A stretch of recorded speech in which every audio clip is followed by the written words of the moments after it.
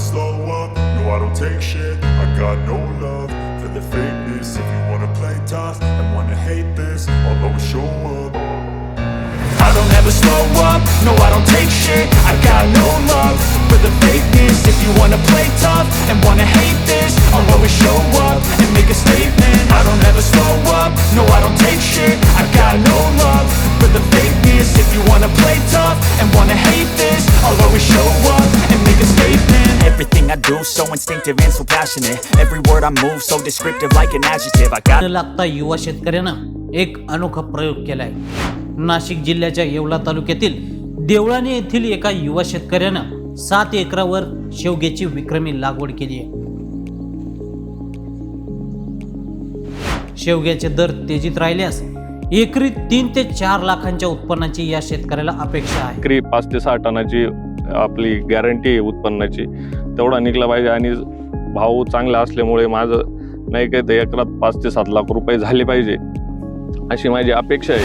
येवला तालुक्यातील देवळाणे येथील युवा शेतकरी तेजस रवींद्र काळे यानं आपल्या 7 एकर शेतीमध्ये उन्हाळ्यामध्ये शेवगा पिकाची लागवड केली आहे. सध्या शेवग्याची आवक कमी असून बाजारभाव तेजीत आहे.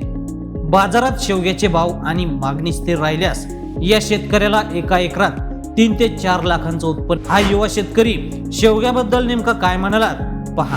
नमस्कार, माझे नाव तेजस रवींद्र काळे. मी येवला तालुक्यातून देवळणे या गावात राहतो आणि माझा पुरा 7 एकर शेवगा आहे. माझा आजपर्यंतचा खर्च 7 ते 8 लाख रुपये झालेला आहे आणि आत्तापर्यंत अजून खर्च चालूच आहे. आणि आत्तापर्यंत म्हणजे मला एकरी 5 ते 6 टनाची आपली गॅरंटी आहे उत्पन्नाची, तेवढा निघला पाहिजे. आणि भाव चांगला असल्यामुळे माझं नाही काय ते एकरात 5 ते 7 लाख रुपये झाले पाहिजे अशी माझी अपेक्षा आहे.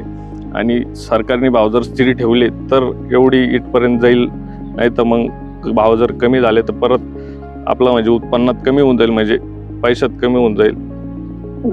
आणि आपला पूर्ण खर्च जवळपास 8 ते 9 लाख रुपये झालेला आहे.